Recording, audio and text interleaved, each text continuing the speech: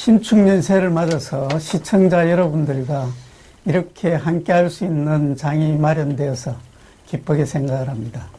요즘 여러 가지로 어려워서 인사조차 나누기가 참 힘든 시기인데 이 장을 통해서 우리가 서로 위로하고 또 문제를 풀어가는 방법을 찾아가는 그런 시간이 되기를 빌고요. 그리고 시청자 여러분 새해 복 많이 받으시기 바랍니다.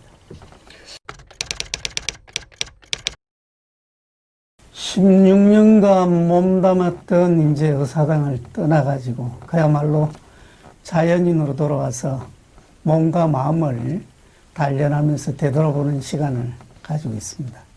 세계는 이제 의정활동도 보람있고 기뻤던 시간이었지만 이 시간도 저를 성장시키는데 큰 도움이 되리라. 다만 이제 이 정치를 멀리서 관전하는 입장에서 좀 아쉬운 게 있다면 지금 이제 경기 침체로 모두가 어려운데 그럼에도 불구하고 부동산 값은 이해할 수 없을 정도로 폭등을 하고 있고 그리고 이제 인사 문제를 둘러싸고 중앙에서 일어나는 일들이 우리 국민 모두를 실망을 넘어서 분노를 느끼게 하는 정도에 이르고 있습니다. 그렇다면 국정의 한 축을 책임지고 있는 야당의 입장에서는 그 역할을 충실히 해줘야 되는데 이제 제대로 그 역할을 하지 못하면서 국민들한테 대안 세력으로서의 자리매김도 제대로 못하고 이래저래 관전자 입장에서는 매우 좀 답답한 그런 심정입니다.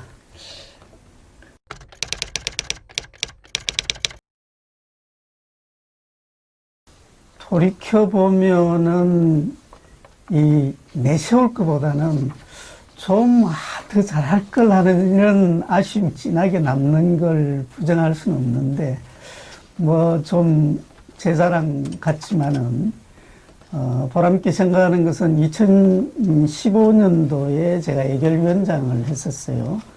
그래가지고 2016년 예산안 심의를 하는데 그때 이제 기억하실지 모르겠는데 유승민 원내대표가 청와대하고 사이가 벌어지면서 중도 사퇴를 하고 이런저런 여러 가지 우여곡절이 있었습니다. 그리고 이제 간사들이 여야가 굉장히 센 사람들이 들어오는 바람에 올해 예산은 아마 상당히 어려울 거다. 이런 예측이 지배적이었음에도 불구하고 그게 뭐 다 제덕이겠습니까만은 시한을 넘기지 않고 조기에 처리했던 걸 상당히 주변에서 높이 평가를 했던 기억이 나고 그리고 우리나라가 제조업이 굉장히 강한데 용접이라든지 주조, 단조 등등의 6대 뿌리 산업이 있습니다. 그걸 진흥 육성시키는 법을 저와 정부가 협의해서 제안을 하고 단 한 사람의 의원들 반대도 없이 전체가 찬성하는 법안을 통과돼서 지금도 우리 산업이 이런 말씀. 그리고 이제 광복회가 세월이 흐르면서 이 구성원이 없어져서 해체 위기에 처한 적이 있었는데 자손 중에 일부를 한정해서 자격을 부여함으로써 우리 이제 독립에 애를 썼던 분들을 우리가 관심을 가지고 지속적으로 보호할 수 있는 그런 상징성을 부여했던 그런 기억이 납니다. 그리고 이제 좀 우리 지역 문제로 와서는 무엇보다도 혁신도시를 진주에 유치해서 그리고 이제 자본 규모에서 우리나라 기업 두 번째로 커진 LH공사를 기업들을 유치를 함으로써 지역 경제에 나름의 이바지를 했다라는 자부심을 가지고 있고요. 그리고 이제 아까 모두의 말씀을 드렸지만 참 아쉬운 장면을 이제 가장 먼저 이야기를 해본다면 이 권력이라는 것은 가지게 되면은 오만하고 부패하고 그리고 편향적이고 이런 이제 습성을 가지고 있기 때문에 권력은 반드시 나눠 가져야 합리적으로 이제 행사가 되고 여러 가지 이제 불행을 미연에 방지할 수 있는 거거든요.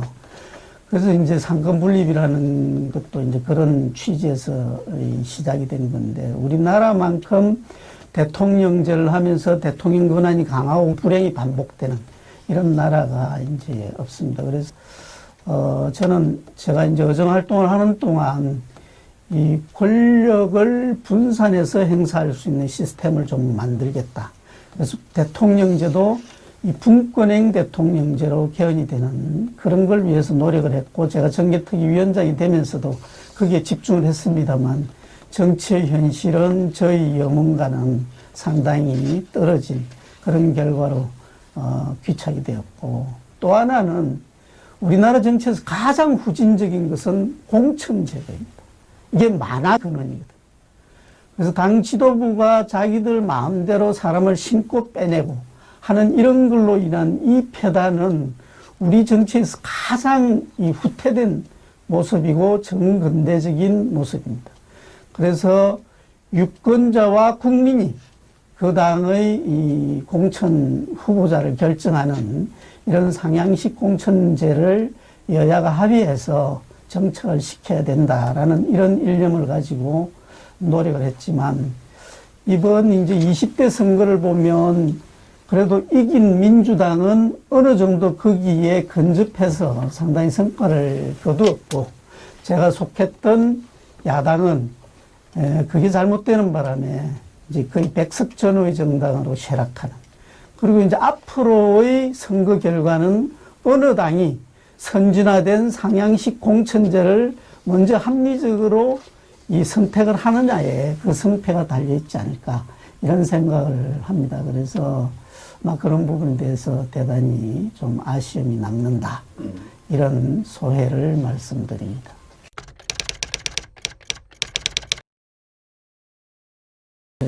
야당으로서 역할을 해내야 될 국민의 힘당의 현실을 보면서 우리가 이제 풀어가야 될 문제들이 너무나 많다, 이런 막중한 책임감을 느끼고 있습니다. 우선 이제 수권 정당으로서 준비를 해야 되는데, 그러려면 이제 큰 아젠다로서는 국가 발전의 비전을 국민들한테 이제 보여줘야 됩니다. 정치, 경제, 사회, 문화, 외교, 국방 모든 면에서 우리나라가 나아가야 될 그 방향성을 제시를 해야 되고요. 그건 뭐 당연한 거고.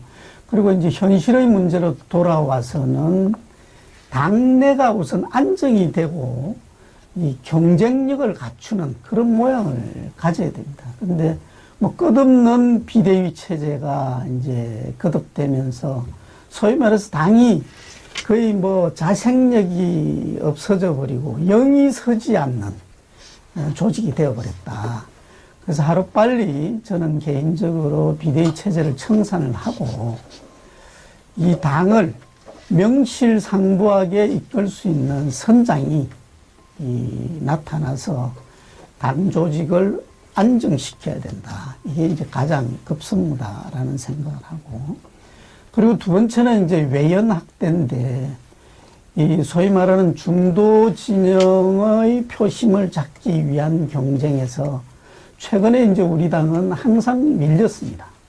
특히 이제 젊은 층, 여성 이런 분들한테 이제 거의 소외되다시피 했는데, 이 문제를 극복하지 않고서는 대선에서 저는 이기기가 어렵다라고 생각합니다. 그래서 외연 확대를 위해서 여러 가지를 이제 뭐 신구의 조화라든지 해내야 되는데, 가장 당면한 문제 중에 하나는 안철수와 윤석열의 이 조합을 우리 당이 어떻게 이제 다룰 것이냐, 안고 하나가 될 것이냐. 그렇지 않으면은 범야권의 무대에서 함께 이제 연대를 하는 방향으로 갈 것이냐.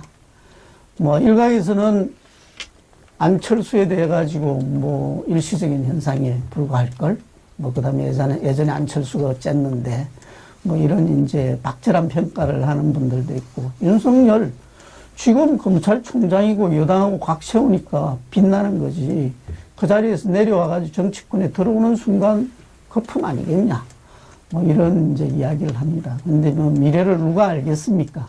근데 저는 그렇게 간단하지는 않다고 보고요.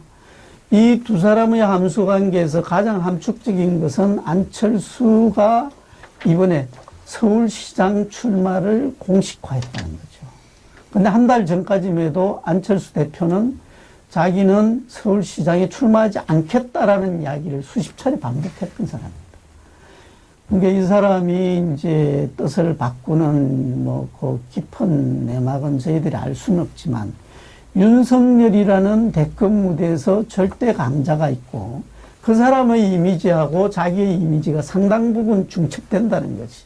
정치 신인에다가 그다음에 이제 좀 정직함, 그다음에 이제 때묻지 않음 이런 걸로 이제 다가가는 국민들한테 이미지가 비슷하기 때문에 두 사람이 충돌하는 것보다는 역할 분담을 통해서 각자의 입지를 구축하는 쪽으로 정리를 한 거 아니냐. 자, 그렇다면 누구는 이 사람들이 지금 여당하고 친하다라고 이야기를 하는데 저는 절대로 그런 일은 벌어지지 않을 거다라는 생각을 하고요.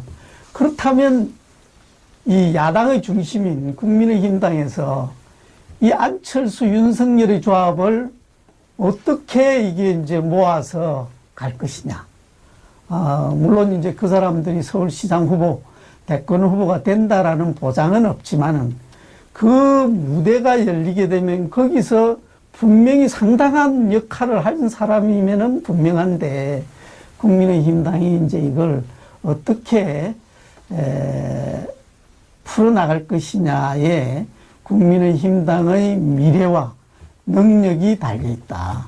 이 또한 당 지도부가 안정된 당 체제를 가지고 대응하지 않으면 힘들 거라는 생각을 가지고 있습니다. 안팎으로 문제가 아주 산적해 있죠.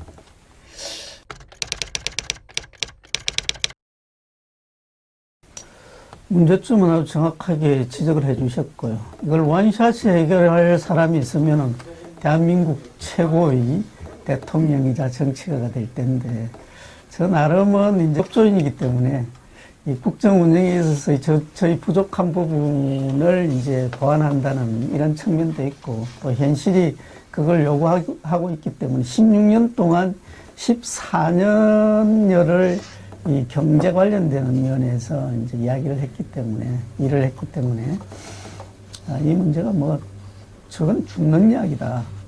저건 그냥 우리가 한번 고민해 볼 문제다. 이 정도의 식견은 이제 저도 있다고 생각은 합니다. 그래서 이제 기업과 근로자, 소비자, 이 관계를 굉장히 잘 조율해 나가는 게 이 시대 이제 중앙정부 경제정책에서 굉장히 중요하다고 보고요. 그렇다면은 기업이 이제 이윤을 추구할 수 있는 그런 분위기를 확실하게 만들어주는 것. 그리고 이제 근로관계법을 이렇게 이제 서로 이해관계를 잘 조정하는 것. 이런 게 이제 매우 중요하다고 하겠습니다. 지금 이제 단기적으로 우리가 이제 우리 경제의 어려움을 풀어나가는 데 있어서는 제조업 기반이 우리나라가 굉장히 강합니다. 우리가 제조업 수출 세계 6등을 거의 10몇 년째 하고 있을 정도로 상당히 제조업의 펀더멘털이 강하고, 이게 단순히 노동집약적인 그런 문제가 아니라 우리가 부품 소재 수출 순위도 세계 6등을 할 정도로 기술력도 상당히 뛰어나기 때문에 지금은 거기에 좀 집중해서 이 세계적인 위기 상황을 우선은 좀 극복을 하는 게 좋겠다.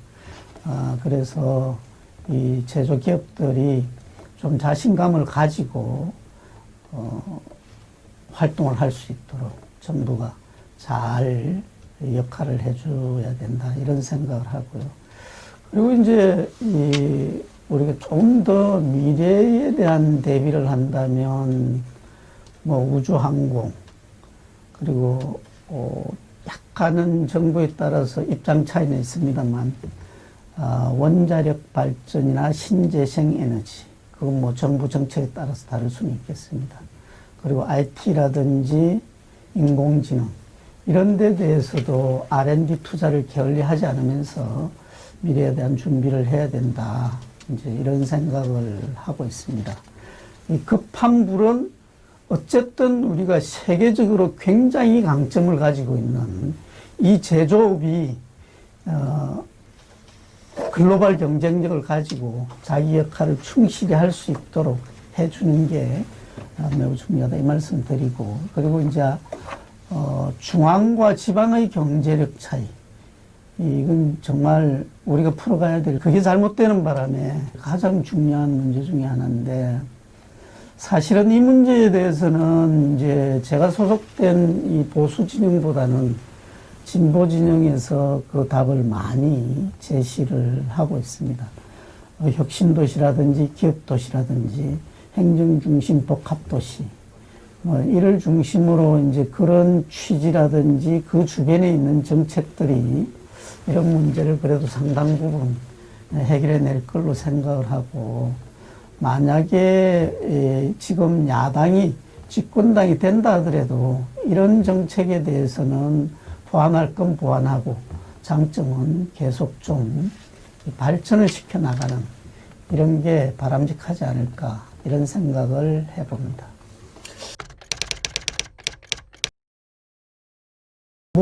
수도권도 따지고 보면 우리나라의 한 지방, 지역에 이제 해당되는데, 원체 이 구심력이 강하다 보니까 블랙홀처럼 모든 이 국가적인 에너지를 다 빨아들이는 이런 이제 입니다. 제가 16년 동안 상당히 제 나름 이제 자부심을 가지는 것 중에 하나가, 해보니까 별게 없더라는 거죠. 제가 사실은 미국의 유수한 정치인, 기업, 우리나라에서 기업가라든지 전문가들을 16년간 많이 만날 기회를 가졌는데, 어찌 보면 이제 대학까지 지방에서 나온 그게 잘못되는 바람에 입장에서는 위축되는 부분도 이제 있었을 텐데, 16년 동안 부대껴 보니까 별 사람 없더라는 거지. 그래서 이제 지역의 인재를 우리가 소중하게 생각하고 키워야 되고, 그 사람들한테 자신감을 불러줘야 됩니다. 그래서 이제 제 나름 역할을 했다고 생각하는 것은, 자, 봐라, 나도 있지 않냐. 이제 이런 자부심은 저도 있는데요. 그래서 우리 모두가 지역의 에너지의 총합이 우리나라의 이제 국력이 되는 것이고, 그렇기 때문에 지역의 이제 모든 산업이라든지 이런 걸 다 국가가 균형 있게 해야 되겠지만, 특히 이제 인재 양성에 소홀함이 없도록 정책도 그렇고, 특히 교육을 일선에서 담당하고 있는 교수님이라든지 선생님들께서 이 지역에서 성장하고 있는 우리 미래의 그 후배들에게 꿈을 가지고 자신을 가지고 글로벌 세계로 나갈 수 있도록 이런 이제 교육도 매우 중요하다. 그래서 앞으로 우리 경남의 문제를 조금 말씀드리면, 김두관 지사 이후에 이 중앙정치에 너무 휘둘렸습니다, 그동안에. 그래서 도민들이 이 행정부재에 대한 약간의 피로감과 이 바람이 있는 걸로 알고 있고, 그러면서 신성장 동력을 우리가 찾고 지원하는 이런 데 대한 준비가 제 나름 보는 견해로서는 좀 소홀했다, 이런 생각이 들고요. 그래서 아까 말씀드린 인재 양성이라든지 이런 문제를 아울러서 아마 우리 경남도쯤 되면은 우리나라 전체 무슨 행정이라든지 이런데 크게 뒤떨어지지 않는 이런 이제 규모와 그런 역량을 가지고 있기 때문에, 누군가가 정말 이 중앙정치를 무시하자는 건 아니고, 중앙과 그리고 우리가 가지고 있는 이 도민과 주민들을 위한 이런 이제 해야 될 일들을 조화롭게 좀 숨고르기를 하면서 내실을 기하는 이런 시기가 되지 않았나 하는 생각을 해봅니다. 신년 초에 우리 시청자 여러분들과 이런 자리를 시작하게 된 것을 다시 한번 기쁘게 생각을 합니다. 어느 시절인들 그렇게 녹록한 시대가 있었겠습니까마는, 최근 제가 철이 들고 나서는 가장 어려운 시간 중에 하나가 아닌가 이런 생각을 해봅니다. 그래서 이런 장을 통해서 여러분들의 이야기를 밖에서 많이 듣고 또 제 나름의 이 숙성된 생각을 여러분들에게 전달을 하면서 서로 소통하는 그런 그 시간을 자주 갖도록 하겠습니다. 늘 건강하시고 행복하시길 기원드립니다.